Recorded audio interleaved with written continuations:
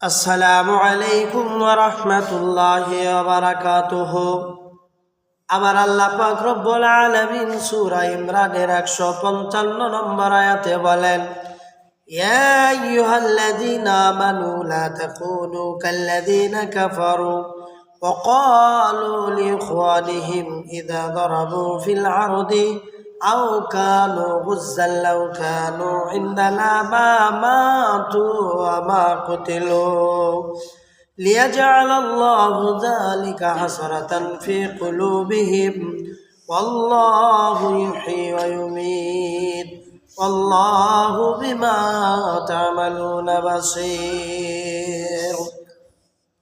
হে ঈমানদারগণ, তোমরা কাফেরদের মতো হইও না, যাহারা নিজেদের ভাইদের সম্বন্ধে বলে, যখন তাহারা পৃথিবীতে কোথাও ভ্রমণে বাইর হয় অথবা কোথাও যুদ্ধ নিহত হয়, যদি তাহারা আমাদের সাথে থাকত তবে মারা পড়িত না বা বাহিরে নিহত হইত না।